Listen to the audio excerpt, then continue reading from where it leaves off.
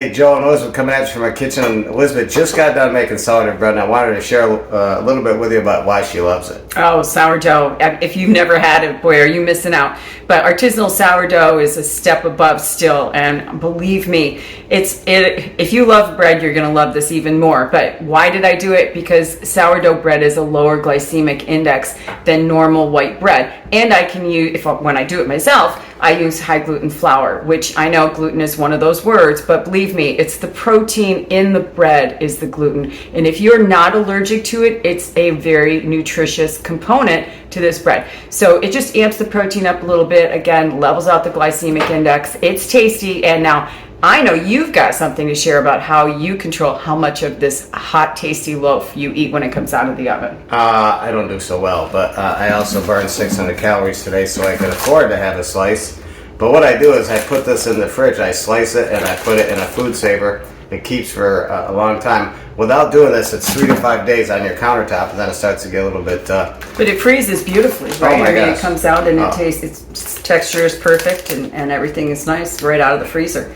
So, and it lasts a long time in these bags. What, no, it really doesn't last because that's the bag. Well, that's why I freeze it, to get it out of so I don't keep eating it. But if you left it on the counter in the bread box, it's good for 3 to 5 days, which is better than the average bread because of lactobacillus in there, correct? That's correct. And when you make it yourself, there's no preservatives. So that's also another reason to do preservatives. it. So. But I got to tell you, full disclosure, it's not a low-calorie thing. And if people are on a program to lose weight, they'd never be using bread like this or something.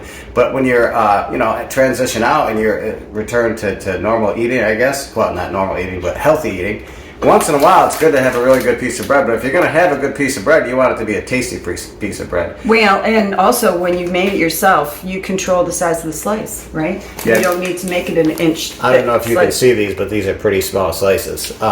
So yeah, you can do that. I mean, I looked at some nutritional values online. It was 174 calories for a slice. I think the slice must have been that big, but 174 calories, and it's 33 grams of carbohydrates, 7 grams of protein. So again, it's a lot of carbohydrates if you're on a weight loss program, but if you're, like ourselves, we like to have a good piece of bread. Can't say enough about it. But go on our blog on RxHealthyHabits.com.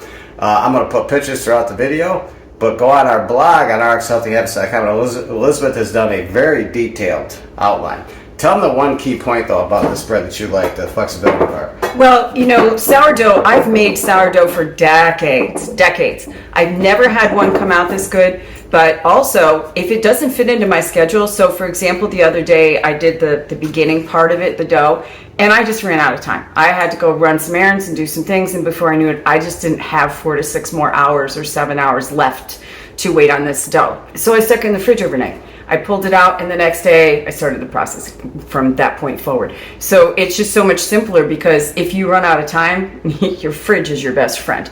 And this will just get tastier and tastier. Yes, maybe the crust doesn't come as crusty, but this was plenty crusty after all of that. And it just continues to add more and more flavor because, like Joe said, lactobacillus and yeast and all that good stuff. And frankly, you know what I will do? I can't control what size you slice your bread, but I can come up with the calorie content of the entire bowl. I will do that, and we'll post it on RxHealthyHabits.com so you'll know. But again, it's up to you. You're the one with the knife in your hand.